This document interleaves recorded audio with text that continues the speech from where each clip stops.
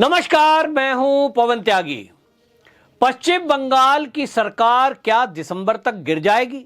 यह ऐसा सवाल है जिसका जवाब भविष्य में छुपा है, लेकिन भारतीय जनता पार्टी के नेताओं की माने तो उनका दावा है और वो ये कह रहे हैं कि इस सरकार को और कोई नहीं, टीएमसी के लोग ही गिराएंगे। और इस सरकार के गिरने में मात्र 3 महीने बचे हैं।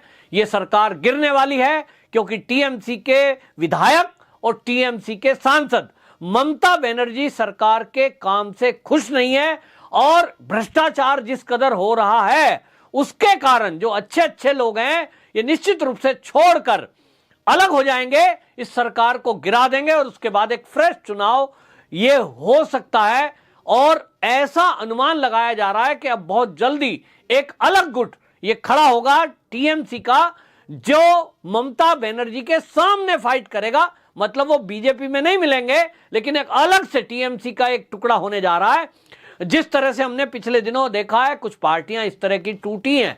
अब पश्चिम बंगाल में ममता बनर्जी का जो काम करने का तरीका है उसको लेकर के टीएमसी के अंदर से ये सवाल उठ रहा है कि एक ही पार्टी, एक परिवार की पार्टी बनकर रह गई है, ममता बनर्जी और उनका भतीजा अभिषेक बनर्जी। इसके अलावा पार्टी में किसी की पावर नहीं है। सारा टोलाबाजी कटमनी करने के बावजूद अब वो पाक साफ हैं। अब हालांकि 2-4 केस में वो फंसे हुए हैं। अभिषेक बनर्जी का नाम कोयला घोटाले में आया हुआ है, लेकिन लोगों का यह कहना है कि सारा भ्रष्टाचार कर की जो जड़ है वो है ममता बनर्जी या अभिषेक बनर्जी, और नाम आता है उन नेताओं का जो फ्रंट में होते हैं।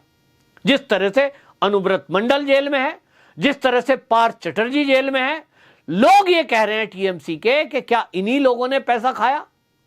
इसमें पैसा खाने वालों में लोगों का कहना है, टीएमसी के लोगों का कहना है कि इसमें शामिल तो बाकी लोग भी रहे, लेकिन जेल में गए 2 लोग, क्योंकि जो सबूत मिलता है वो तो जिम्मेदार जो है पोस्ट पर बैठा हुआ व्यक्ति उस पर मिलता है। तो मंत्री थे, फाइल पे साइन हुए, घपला घोटाला हुआ, पैसे उन्होंने भी लिए, लेकिन पार्थ चटर्जी ने अकेला थोड़ा ही पैसा खाया।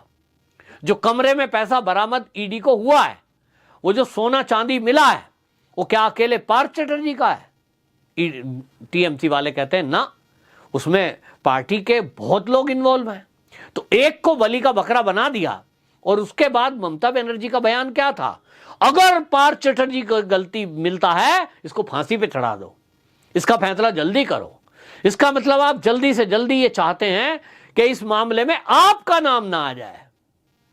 आपका कोई कार्यकर्ता फंसा है, उसको निकालने के बजाय, निकालें कैसे, खुद फंसने का खतरा भाई। और इसीलिए अब आपको बता दें, एक सांसद ने खुलकर ममता बनर्जी के सामने खड़े हो गए और पूरी टीएमसी को घेरते हुए यह कह दिया है कि टीएमसी का एक हिस्सा सड़ चुका है। ये जो सांसद हैं ये प्रसार भारती के पहले सीईओ रहे हैं, जवाहर सरकार। ये जवाहर सरकार का बयान आया है और उन्होंने ये कहा कि पार्टी का एक हिस्सा सड़ गया है। इस तरह की कंडीशन में 2024 में टीएमसी विपक्ष का चेहरा बनकर मोदी का मुकाबला करने की क्षमता नहीं रखता। यह बयान है, और यह बयान सांसद का है, जवाहर सरकार का।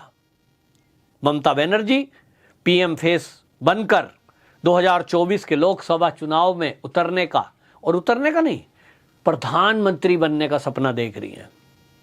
ऐसे कई नेता हैं जो इस देश में प्रधानमंत्री बनने का सपना देख रहे हैं। उनको लगता है विपक्ष में मोदी के सामने मैं ही आ सकता हूं, मेरी टक्कर है, और बना, बस सबका साथ मिल रहा है। तो एक दिल्ली के मुख्यमंत्री हैं, वो बनना चाहते हैं। एक जो है बिहार में मुख्यमंत्री हैं, वो प्रधानमंत्री बनना चाहते हैं। ममता बनर्जी प्रधानमंत्री बनना चाहती हैं। महाराष्ट्र में शरद पवार प्रधानमंत्री बनना चाहते हैं। 1-2 साउथ के भी हैं, प्रधानमंत्री बनना चाहते हैं। और कांग्रेस के तो राजकुमार हैं, राहुल गांधी, वो प्रधानमंत्री बनने के लिए यात्रा निकाल रहे हैं। अब ये 6-7 ऐसे चेहरे हैं कि ये एक दूसरे को ये कह रहे हैं कि आप हमें सपोर्ट करो, ये ताकत तो हम में ही है कि हम मोदी का मुकाबला कर सकते हैं और मोदी को हराने की शक्ति हमारे अंदर है। अब बात ये उठ रही है और इसलिए अब देखना होगा कि ये एक किसको कौन सपोर्ट करता है। लेकिन ममता बनर्जी का जो ये ख्वाब है कि मुझे प्रधानमंत्री बनना है। एक राज्य में कुछ दिनों के लिए आप बैठी, लेकिन जिस तरह की हिंसा हुई ऐसी कहीं पूरे भारत में नहीं हुई। जितने लोगों के घर जलाए गए, महिलाओं के साथ रेप हुए, जिस तरह से हत्याएं हुई, पुलिस का दुरुपयोग हुआ या पुलिस को न्यूट्रल कर दिया गया, वो अपराधियों के मामले में मौन हो गए। दोषियों को सजा तो दूर, उनके एफआईआर तक दर्ज नहीं हुए। ऐसा दर्दनाक हादसे पूरे देश में किसी राज्य में देखने को नहीं मिले। और पश्चिम बंगाल में लोगों ने ये देखा है, आज वो देख रहे हैं। आज पश्चिम बंगाल में लोग ये कह रहे हैं कि हमने सोचा था ममता बनर्जी की सरकार आएगी तो कुछ अलग दिखाएगी, लेकिन वैसा कुछ हुआ नहीं। जो कम्युनिस्टों की सरकार में चल रहा था वही आज ममता की सरकार में चल रहा है।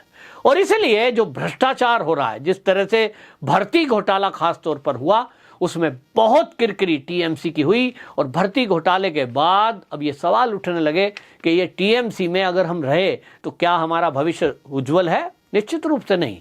पब्लिक पूछ रही है कि गरीब जनता के हिस्से का पैसा आपने इस तरह का लूटा, तो सब किनारा कर रहे हैं। मेरा भर्ती घोटाले से कोई लेना देना नहीं है।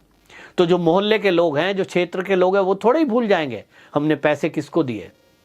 किसी ने जमीन बेच कर दिए, किसी ने गहने बेच कर दिए। ये टीएमसी के लोग बाकायदा कार्यालय खोलकर भर्ती चला रहे थे।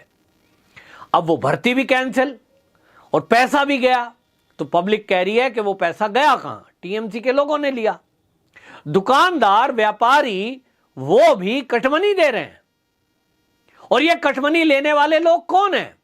उनका केवल नाम ठप्पा चेंज हुआ है, नाम टीएमसी का है, लेकिन हैं वही जो कम्युनिस्ट शासन में नक्सली थे। सारे नक्सली एक्टिव हैं, सब मौज कर रहे हैं, बस टीएमसी में शामिल हो गए। इतना काम किया उन्होंने। ममता बनर्जी को क्या ये चीजें पता नहीं है कि उनकी पार्टी इससे बदनाम हो रही है? नक्सली उनकी पार्टी में आ गए हैं, उनका नाम यूज किया जा रहा है, मिसयूज किया जा रहा है। लेकिन अब बहुत देर हो चुकी है, उनके हाथ से बात निकल चुकी है और उनको लगता है कि अब किसके जरिए रोका जाए। पुलिस को पहले तो खुली छुट्टी दे दी, पहले आप पुलिस को भड़काती हैं। अनुव्रत मंडल के मामले में मवेशी तस्करी जो हो रही है, उसमें टीएमसी के कार्यकर्ताओं ने बाकायदा कई बार लिखित में कंप्लेंट की, लेकिन उस टाइम अब टीएमसी के लोग खुलकर सामने आ रहे हैं कि ममता बनर्जी ने कोई कार्रवाई अनुव्रत मंडल के खिलाफ नहीं की। इसका मतलब उनको कुछ मिल रहा था। क्या मिल रहा था वो तो वही जवाब देंगे, लेकिन ममता ने क्यों नहीं कार्रवाई की, ये तो एक सवाल है। टीएमसी के लोग कह रहे हैं कि हमारे शासन में यदि गौ के मांस का निर्यात हो रहा है, गाय की तस्करी हो रही है, चोरी छिपे, गाय के पैसे खा रहे हो आप गाय बेचकर, और गाय कट रही है, तो हिंदू में तो ये बहुत बुरा माना जाता है। हम गाय को माता मानते हैं, आप गाय को कटने के लिए भेज रहे हो। कंप्लेंट हो रही है तो ना आपकी पुलिस कुछ कर रही है, ना सरकार कुछ कर रही है। तो जनता कह रही है कि आखिरकार फिर सरकार का फायदा क्या है, नेताओं का काम क्या है। और इसीलिए जो आपको बता दें, ये जो जवाहर सरकार ने बोला है कि पार्टी का एक हिस्सा गल चुका है, सड़ चुका है, वो उन्हीं लोगों के लिए बोला है कि जो सिस्टम में रहते हुए सिस्टम को खोखला कर रहे हैं, रिश्वतखोरी कर रहे हैं, अपराध कर रहे हैं, टोलाबाजी हो रहा है, कटमनी हो रहा है, और भर्ती घोटाले लगातार हर विभाग में ये चल रहा है। हर मंत्री इस काम को करने में लगा हुआ है। तो लोगों को लगता है कि अब क्या होगा। लेकिन अभी इसी में बताऊं, बीजेपी के जो नेता दिलीप घोष हैं, उन्होंने भी अब इस बात को कहा है कि सरकार गिरेगी और भारतीय जनता पार्टी नहीं, टीएमसी के लोग ही इसको गिराएंगे। और उन्होंने दावा किया है, उनके पास जानकारी होगी, किस सोर्स में कह रहे हैं कि इसके 2 टुकड़े कम से कम हो जाएंगे। वंदे मातरम।